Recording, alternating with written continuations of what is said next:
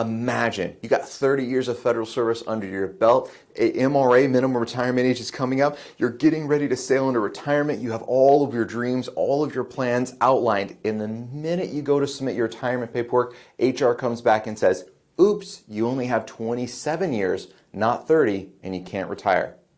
What would you do? Hi, I'm Micah Shalansky with Plan Your Federal Retirement, and I'm joined today with Christian, who's an advisor in our office, and this is something that unfortunately we have seen, and in fact, it's one of the top 7 mistakes that federal employees make as they're preparing for retirement, failing to understand the difference between their RSCD and their SCD. And we had a great question come in on one of our YouTube videos asking about this. Christian, why don't you walk us through that question, and why is this so important that federal employees understand the difference in something that seems so similar? Happy to. The question that had come in was, hey, I've got some time from 2010 to 2013 in federal service. Then I quit and I came back into federal service in 2018, right? So there's a 5-year gap right there. How will my time back in 2010 to 2013 count when I go to retire? And so that's the retirement service computation date that we're looking for. The service computation date is really only going to be used for leave purposes, and not always is the service computation date the same as your retirement service computation date. So how do we find that retirement service computation date? A couple of different ways.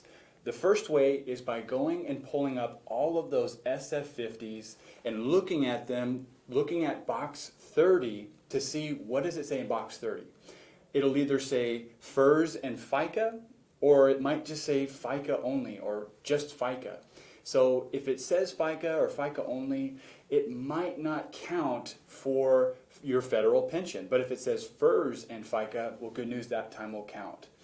Other questions that come in are the same when it comes to military time, and did that time count for my federal service? Sometimes that SF50 might say FICA only, and then later you bought back that time. That SF50 wouldn't change, so that's the exception to this rule. So the first way, pull those SF50s. Let's check that box 30 is marked correctly.